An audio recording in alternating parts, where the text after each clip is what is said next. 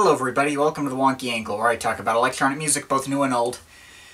And today I'm talking about the new album from Nightmares on Wax. Shape the Future.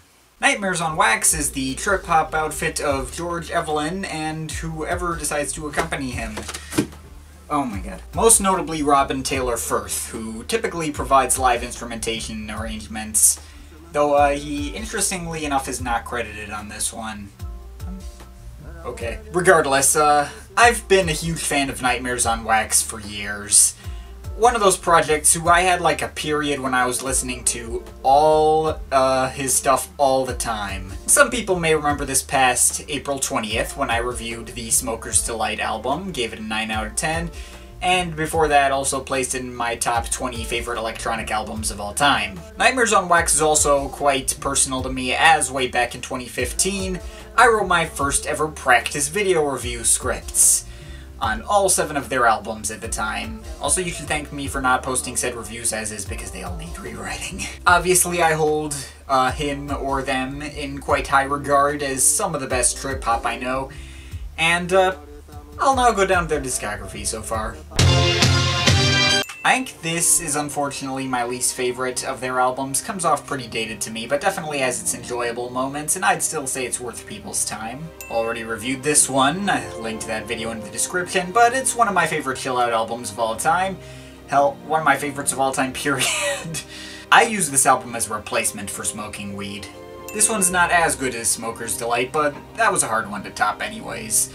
This is still a really solid and uplifting trip-hop album with probably the best opening track of all their albums. Don't often see much love for this one, but I think it's really nice too. Solid from front to back.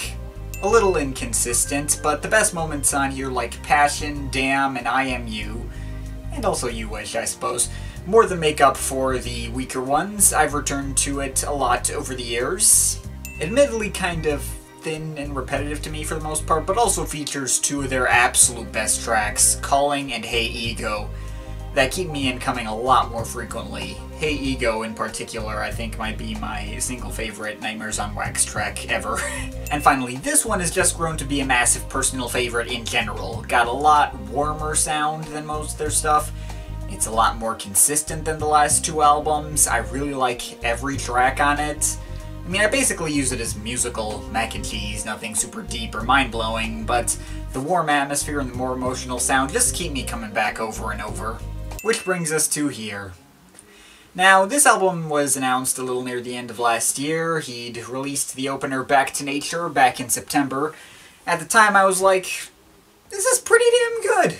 Kinda combines a lot of different older sounds he's done, kinda car boot soul-ish vibe here. And it's got a cool message too. Once I figured out there was a new album on the way though, as I typically do, I did not check out any further singles to avoid spoilers.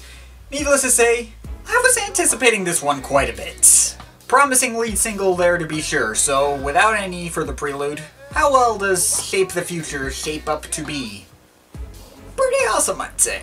Sonically, admittedly, it's nothing new. Basically, it's a more vocal-heavy expansion on Feelin' Good, with a bit less consistency, but with better standouts. I obviously already mentioned the lead single Back to Nature, with its electric pianos and occasional string arrangements to add warmness. But you also got stuff like the title track, which also has a more orchestral vibe and a bouncier and jazzier vibe on top of that.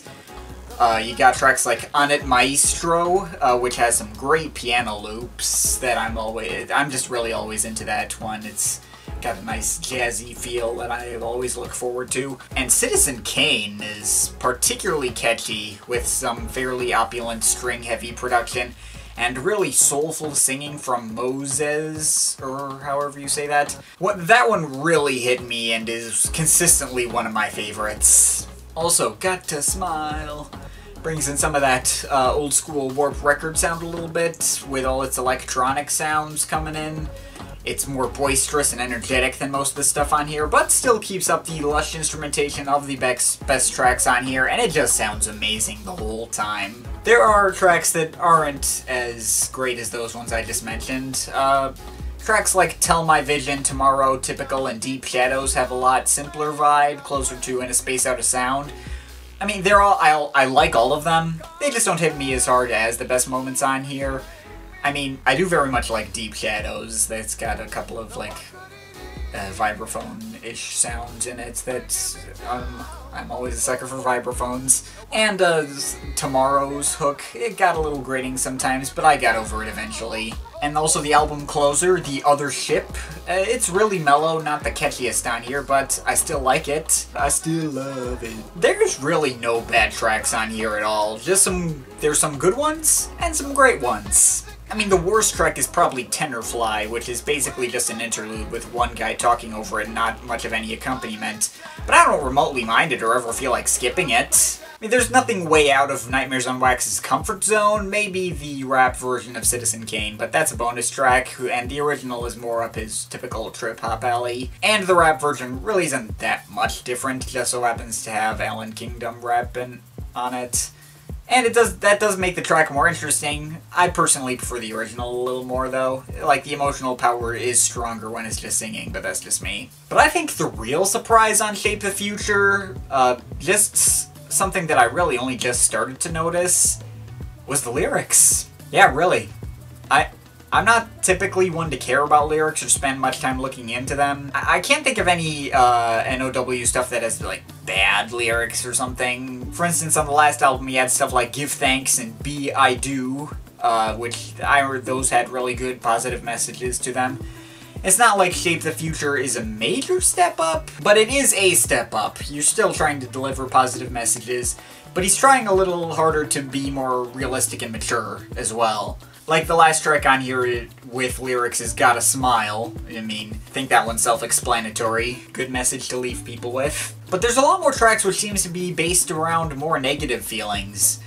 Tomorrow, for instance, it's not like Goldie who's telling people tomorrow's not today and live each day as if it were your last.